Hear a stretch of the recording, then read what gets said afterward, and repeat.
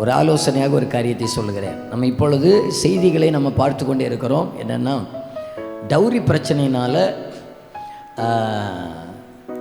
அங்கங்கேயா சில மரணங்கள் நடக்கிறது. திருப்பூரில் மரணம் நடக்கிறது. நேற்றைய தினத்தில் நம்ம கன்னியாகுமரி மாவட்டத்தில் நடக்கிறது.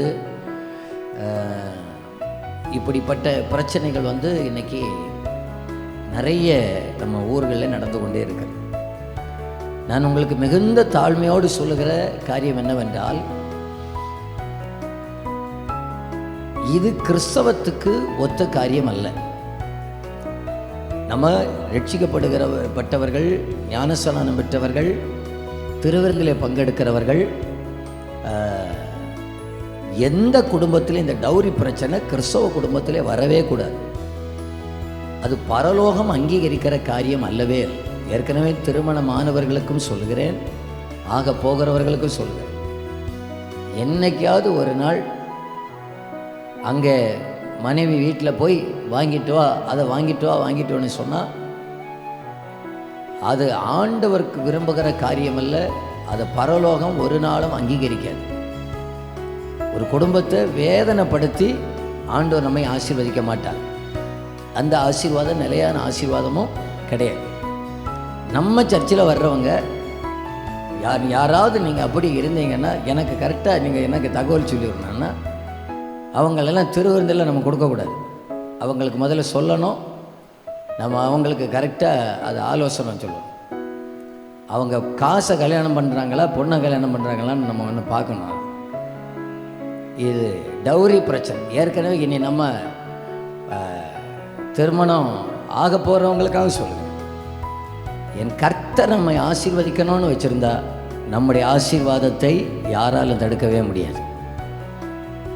பைபிள் சொல்லுகிறது, உன் கைகளின் பிரயாசத்தை நீ, உன் மாமியார் வீட்டு பிரயாசத்தை நீ சாப்பிடுவாய்ன்னு இல்லை. உன் கைகளின் பிரயாசத்தை நீ சாப்பிடுவாய் அப்படின்னு தான் பைபிளில் இருக்கிறது. திரும்பவும் சொல்லுகிறேன், உன் பொண்ணு வீட்டிலேருந்து வருகிற பிரயாசத்தை நீ சாப்பிடுவாய்ன்னு பைபிளில் இல்லை. பைபிளின் படி பார்த்தா நம்ம தான் பொண்ணு வீட்டில் கொடுத்து கல்யாணம் பண்ணோம். என்ன ஒரு மாதிரி பார்க்குறீங்க, முறைக்கிறீங்களா என்னன்னு தெரியல. உண்மையிலே இதுக்கு நம்ம கிறிஸ்தவ கன்னியாகுமரி மாவட்டத்துடைய சாபக்கேடாக பெரிய சாபம். நம்ம பேசவே கூடாது. அவர்களாக மனமுகந்து செய்கிறாங்க, அது வேறு. அதையும் தாண்டி அதை வாங்கிட்டு வந்துடு, இதை வாங்கிட்டு வந்துடு, டவுரி வாங்கிட்டு வந்துடு,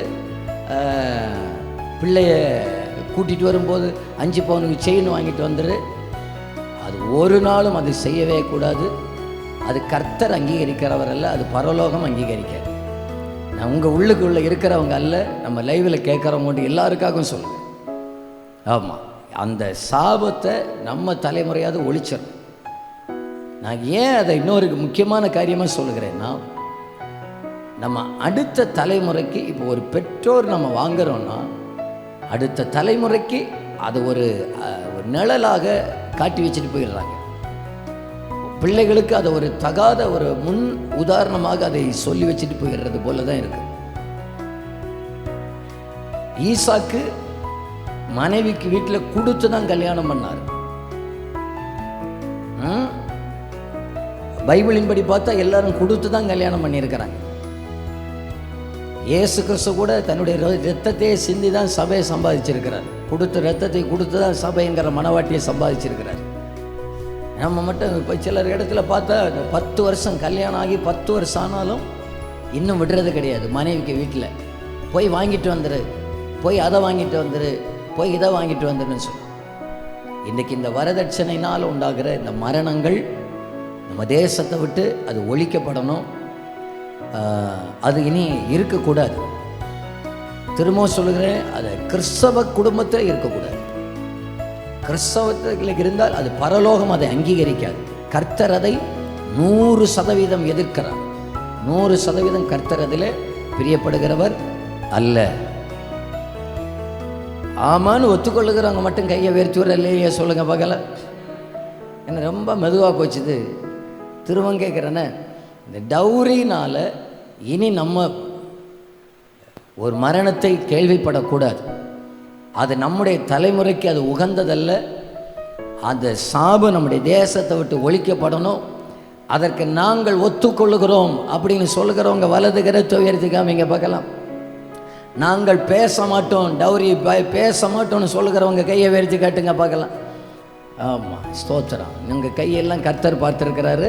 இனி பேசணும்னு நினச்சாலும் விடவும் மாட்டார். சரி, கர்த்தர் உங்களை ஆசீர்வதிப்பாராக.